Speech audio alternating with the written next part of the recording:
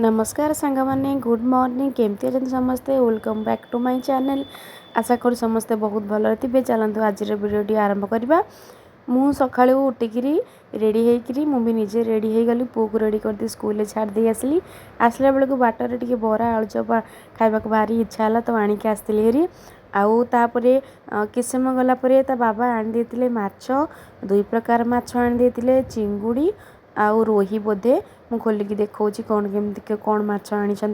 चिंगुड़ी बोधे गोटे तो फाइनाल चिंगुड़ी कारण तांको चिंगुड़ी बहुत भल लगे आउ गोटे रोही आउ एटा ही चिंगुड़ी होइतिबो। आउ चिंगुड़ीर बाछिला बेले दोकानी माने कौन करती केवल अधा खोलटा को माने काढ़ी दियंती बट तांको अधा खोल पसंद नहीं ताको संपूर्ण खोल छड़ा होगी बजारे भल लगे तो याकू आउ थे ही बाछिया पड़ो आउ से बाछी बुची धोईकी पूरा सफा करदेली सफा करके रखी गोटे चिंगुड़ी आउ रोई की अलग अलग करके रखीदेली ताकू गोटे जगह गोटे प्लेट को दुईटा जगह माछ को काढ़ीदबा काढ़ी से लुण हलदी भल से गोलेकी ताकू फ्राए करवा। आपण मैंने जानी साग अलुणी हेले चलिबो बट माछ लुणी नहेले खाई हुएनी जेकोसी माछ हो टिके लुणिया न लगिले माछर स्वाद आसेनी से कह जाए साग लुणी सॉरी माछ लुणी साग अलुणी एटा टिके ध्यान देवे जिते बेले माछ भाजिबे अधिक परिमाण रे लुण हलदी पकई भाजिबे देखिबे ता टेस्टा डबल हो जाए आ बहुत भल मध्य लगे। तो मु प्रथम प्रथम जब रोषे मैं शिखुली रोषे तो मत आसुन बाहागर पर प्राय वर्षे 2 वर्ष पाखापाखि रोषे मत आसेनी बट मो सासू मत आस्ते आस्ते सबू शिखेदेले मत से कहती जिते बेले माछ रांधिबू माछ को लुणी करिकी रांधिबू जिते बेले साग रांधिबू साग को अलुणी करिकी रांधिबू कारण सागरे लुण पकईदेले खाई हुएनी किंतु माछरे जदि लुण न पड़े ताहले सेटा खाई हुएनी। तो मु तांकरी कथा फॉलो करे आ हाँ माछरे लुण न पड़े भी आम फैमिली रे केही खाइबा को पसंद करंतिनी कारण तांको माछ टिके टिके लुणी दरकार। तो मुझे बोझे हलदी आउ जी आवश्यक लुण बा टिके लुणी हम ना तो से पकईदेली पकई देकी ताकू भलसे गोला गोली करदेवी गोला गोली करदेकी ताकू साइड रखीदेवी तापर कड़ई गरम करी तेल पकईकी ताकू भलसे टिके फ्राए करदेवी फ्राए कर सारा पर देखिए माछटा केमती कौन होइछि किंतु फ्राए कर सारा पर मनटा मोर एते भांगी गला आपण माने विश्वास करेंगे कारण ये माछटा बोधे कटा माछ आसला तो बोधे से 2 प्रकार माछ को मिक्स कर देछि किंबा से भल माछ देइनी तो माछटा पकु पकु भांगी गला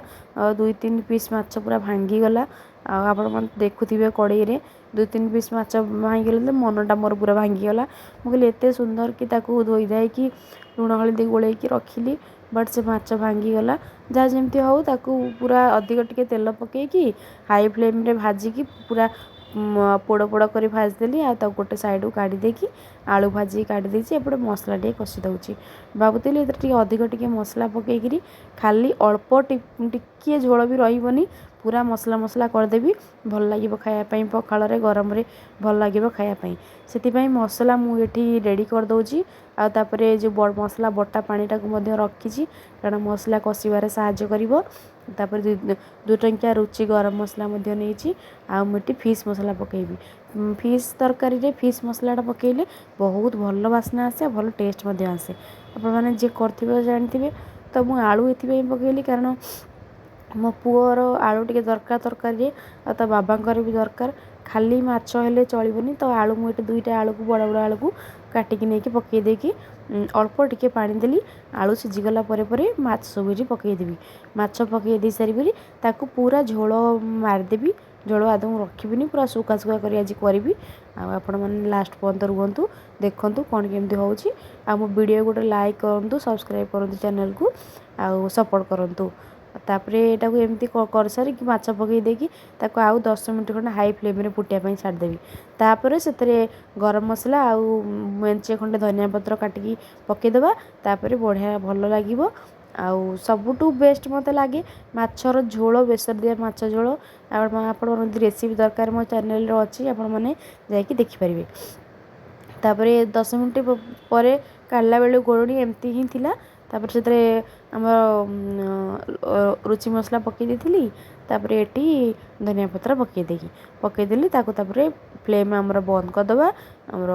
गैस बंद करदे तापर एटी तरकारी को गरम गरम सर्व करवा गरमा गरम भात सहित माछर कषा टाइप माछ कषा तापर एटा को आम कौन करवा एबे